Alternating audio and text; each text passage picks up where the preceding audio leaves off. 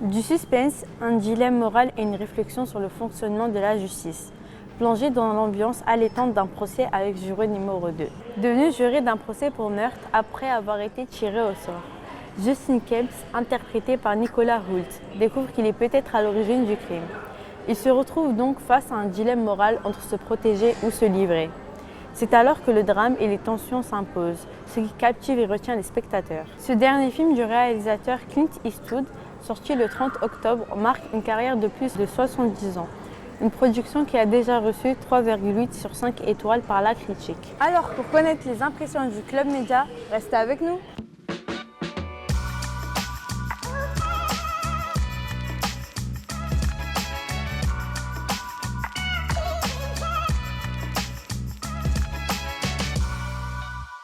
Il pleuvait des cordes et j'ai heurté quelque chose.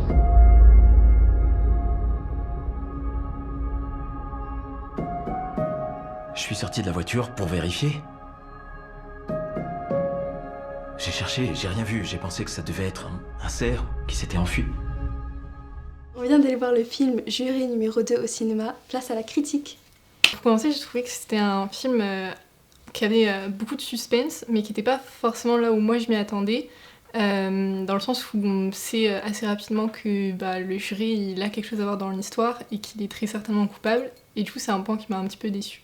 Moi, tu vois, comparé à toi, je trouve que le film, il a du suspense et de l'intrigue tout au long. Genre, à chaque scène, je trouve qu'on réfléchit vraiment et on pense vraiment à ce qui va se passer juste après parce qu'on s'interroge à chaque fois.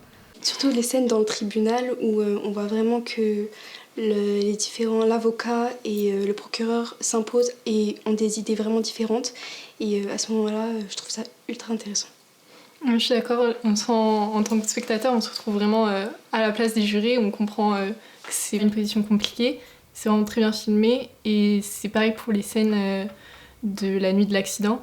Elles sont très angoissantes et c'est très facile de se plonger réellement dans l'histoire en tant que spectateur. Et la tension, elle s'impose à ce moment-là, avec la pluie, le bruit, pour qu'on sente vraiment les émotions que l'acteur ressent à ce moment-là.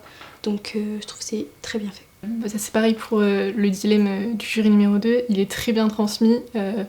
En tant que spectatrice, personnellement, j'aurais pas réussi à prendre la décision de me dénoncer ou non. À la place du personnage principal, je sais pas du tout si je me serais dénoncée ou si j'aurais gardé le secret, parce que si je me dénonce, ça va chambouler toute ma vie privée, ma vie de famille, mes amis, etc. Alors que si je garde le secret, je me sentirais pas bien psychologiquement parce que j'aurais livré quelqu'un à une punition qu'il ne mérite pas, parce que du coup c'est pas lui le coupable et c'est moi, donc vraiment je pourrais pas savoir. Après peut-être que je suis plus vers le côté où je me serais livrée, mais plus à la fin quand ils auront vraiment toutes les preuves que c'est moi en fait et que c'est pas lui du tout. On parle beaucoup du dilemme du personnage principal, mais je trouve que la procureure aussi elle a un dilemme très important, parce que c'est vraiment, ça remet en cause toute sa carrière, parce qu'elle sait pas si du coup elle dénonce la vérité ou elle continue dans ce qu'elle s'était lancée au début et qu'elle finit par devenir procureure grâce à ça. Oui, c'est vraiment un dilemme très important dans le film qui est marqué jusqu'à la fin, parce qu'on peut, pour certains spectateurs, y trouver une fin ouverte et du coup laisser place à notre imagination. Alors que peut-être certains, ils vont trouver que c'est évident la fin, que la décision prise autant pour le jury que pour la procureure, elle n'a pas de doute. C'est vraiment un film à aller voir, je le recommande parce qu'il va vraiment mettre le public à se questionner lui-même, questionner sa conscience et sa vision de la justice. Voilà, c'était l'analyse du film Juré numéro 2 et on se retrouve bientôt pour une nouvelle critique du Club Média. Peut-être que c'était pas un cerf. J'ai une question à vous poser. Est-ce que vous avez envisagé d'autres suspects ?